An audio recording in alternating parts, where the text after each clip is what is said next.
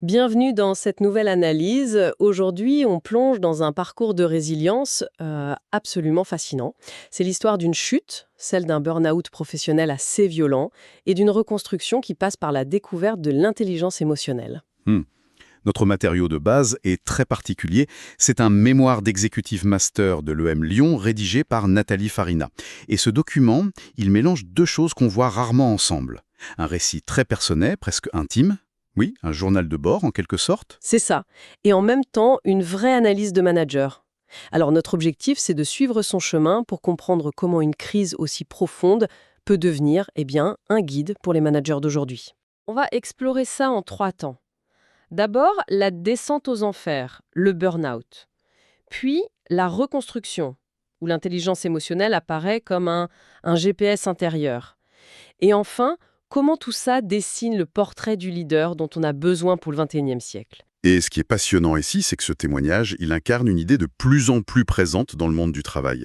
Laquelle? La supériorité du QE, le quotient émotionnel, sur le QI, le quotient intellectuel. Mais au lieu de lire des théories, là on va voir comment ça se passe dans la vraie vie. Et surtout, il y a un retournement de situation incroyable au cœur de son histoire. Ah oui. Elle va transformer ce qu'elle pensait être son plus grand défaut, c'est-à-dire une hypersensibilité qui l'a menée au burn-out, en son principal outil de management. C'est un changement de perspective complet. On passe de la théorie à la pratique. Exactement. On passe des livres à la sagesse qu'on ressent dans ses tripes, c'est ça qui est fort. Cette idée de transformer une faiblesse en force, elle est centrale. Alors commençons par le début, par le moment où cette faiblesse la submerge. Elle nomme cette période son crash professionnel.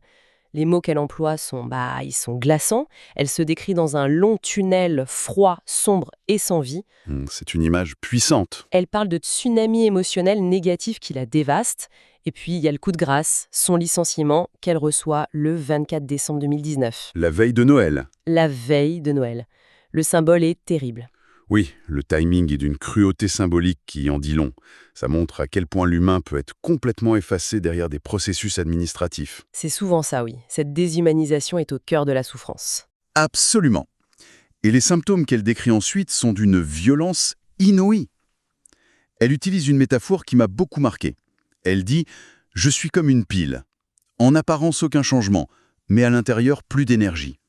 C'est l'invisibilité du mal. » C'est ça. Mais ça va bien plus loin que la fatigue.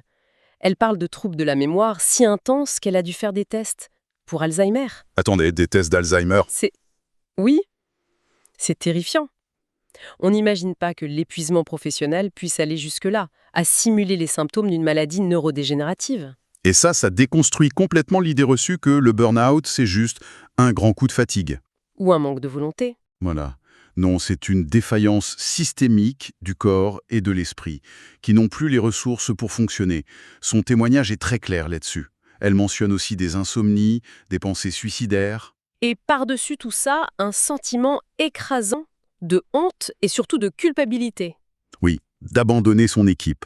C'est une spirale infernale. Mais comment on en arrive là? Dans son analyse, elle ne blâme pas une seule chose, c'est une accumulation, n'est-ce pas? Exactement. C'est une convergence de plusieurs facteurs, une sorte de tempête parfaite. D'abord, il y a sa personnalité. Elle se voit comme une éponge émotionnelle, un haut potentiel émotionnel. Hypersensible, perfectionniste, voilà.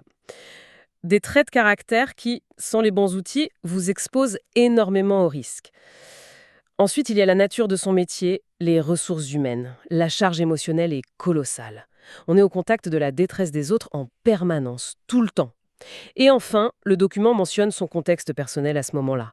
Une charge mentale colossale, la crise d'ado des enfants, un mari souvent absent, des parents malades.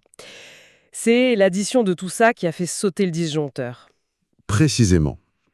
Et elle introduit un concept très éclairant qui vient du chercheur Thierry Nadisik, celui de l'impuissance acquise. L'impuissance acquise. C'est un état où, à force d'être confronté à des situations sur lesquelles on n'a pas de prise, on finit par se résigner, par se dire « quoi que je fasse, ça ne changera rien ». Et on baisse les bras. Son burn-out a été, en fin de compte, un burn-out protecteur de ma santé. Le corps dit stop de la manière la plus brutale qui soit, parce que c'est le seul moyen de survivre. C'est un paradoxe fou. Pour se protéger, le système doit s'autodétruire en quelque sorte.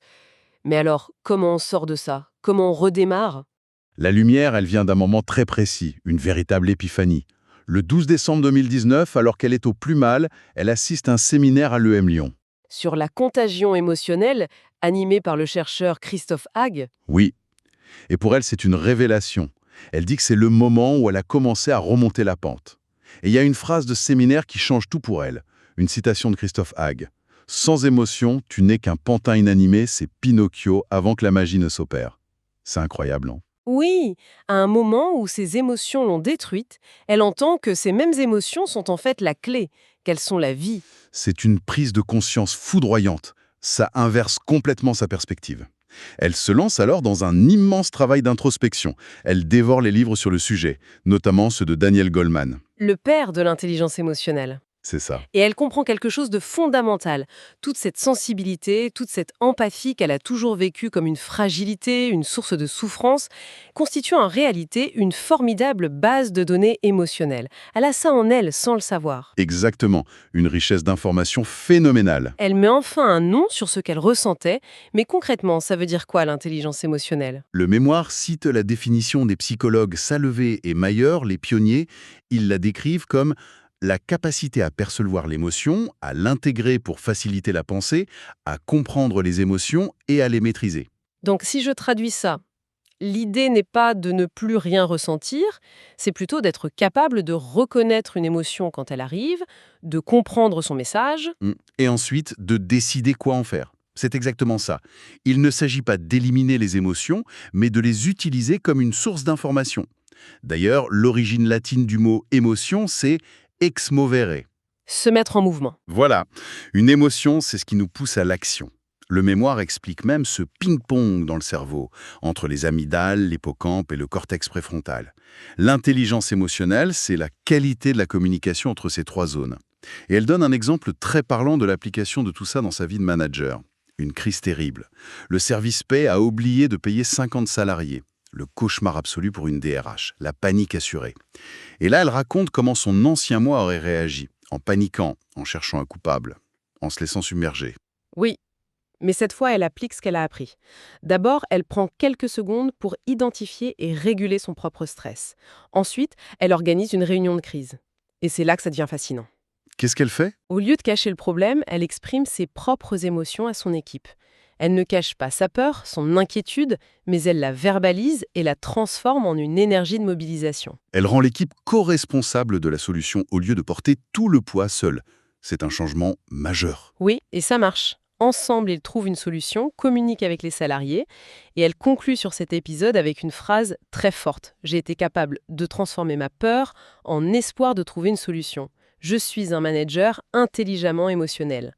C'est un exemple parfait de l'émotion comme information. Sa peur lui dit « danger, situation gravissime ». L'intelligence émotionnelle lui permet de ne pas se laisser paralyser, mais de l'utiliser pour mobiliser toutes les ressources. Elle se met en mouvement, ex movere. C'est le concept en action.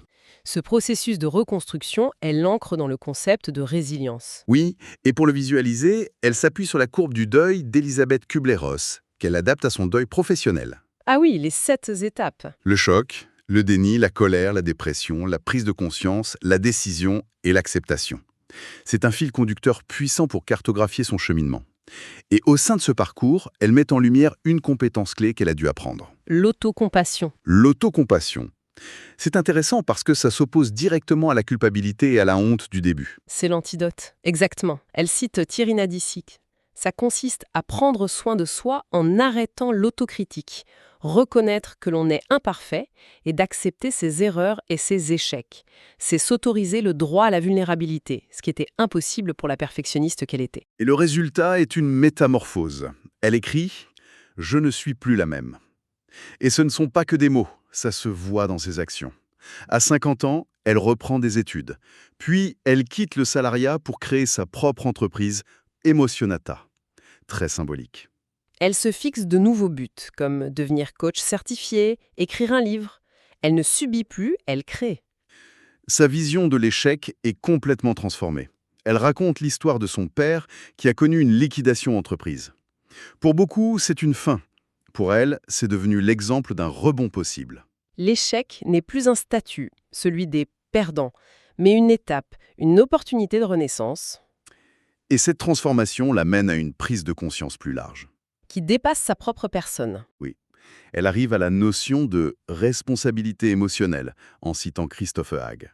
L'idée que nos émotions sont contagieuses, comme un virus émotionnel. Et qu'en tant que manager, on a la responsabilité de s'assurer que le virus qu'on propage soit le plus bénéfique possible. C'est ça. C'est le moment où l'intelligence émotionnelle passe de la gestion de soi à l'influence positive sur un collectif. Et cette idée d'avoir un impact sur le collectif, ça dessine un tout nouveau rôle pour le manager. C'est à ça qu'elle veut en venir quand elle parle du manager du 21e siècle. Précisément. Sa propre expérience, forgée dans la crise, devient un modèle pour le management post-crise, notamment post-Covid. Le portrait qu'elle dessine est celui d'un manager hybride, Mi-leader, mi-servante leader. c'est-à-dire au service de son équipe, mi-rationnel, mi-émotion. Ce n'est plus l'un ou l'autre, c'est l'un et l'autre. Elle le décrit aussi comme un impulseur qui stimule la créativité et comme un manager coach. Et ce qui est intéressant, c'est qu'elle valide cette vision avec une experte, Lisa, qui confirme que la crise Covid a agi comme un accélérateur de cette prise de conscience. Absolument. La crise sanitaire a fait voler en éclats nos cadres de travail, le lieu, le temps. Dans un monde de travail à distance ou hybride, on ne peut plus manager seulement par le contrôle visuel. La confiance devient essentielle. La confiance, la communication, la gestion des émotions à distance sont devenues vitales. Le mémoire résume très bien les idées de Thierry Nadicic. La performance durable aujourd'hui vient de l'engagement et du bien-être, et non plus de la pression. Non. Le rôle du manager évolue. Il doit toujours gérer les tâches, mais sa priorité devient la gestion des émotions et de la qualité des relations. C'est ça, l'empowerment. C'est un véritable changement de paradigme. On quitte l'ère du manager contrôleur pour entrer dans celle du manager catalyseur. Totalement. Et la conclusion du mémoire est très forte, reprenant Christophe Hague. Le 21e siècle sera celui du QTE, une simple lettre qui change la donne du management. Et pour illustrer ça, le mémoire se termine sur un exemple magnifique. C'est Didier Deschamps qui parle de son sélectionneur de 1998, Aimé Jacquet. Ah oui. Qu'est-ce qu'il dit ? Il ne parle pas de sa science tactique. Il parle de leur relation privilégiée, de leur complicité, de l'écoute de Jacquet. Voilà. Tout est dit. C'est l'essence même du management par l'intelligence émotionnelle. C'est une boucle magnifiquement bouclée. On est parti du récit d'une souffrance individuelle pour arriver à un modèle de leadership collectif, humaniste et beaucoup plus adapté à notre époque. Si on devait garder une seule grande idée, c'est peut-être que le burn-out, ou n'importe quelle crise, n'est pas forcément une fin. Ça peut être une source d'apprentissage incroyable. Une épreuve qui nous reconstruit, mais qui nous donne aussi les clés pour mieux guider les autres. Ce parcours nous montre que les compétences les plus importantes pour naviguer dans un monde incertain ne sont pas techniques, mais profondément humaines. L'écoute, l'empathie. La conscience de soi, la gestion des émotions, ce sont les vrais piliers de la performance durable. Ce qui soulève une dernière question, une pensée à emporter. Je vous écoute. Si la crise est un accélérateur de la prise de conscience, est-ce que la véritable compétence d'un leader pour le futur ne serait pas finalement sa capacité à transformer ses propres vulnérabilités et ses épreuves passées en une source de force et d'empathie pour son équipe ?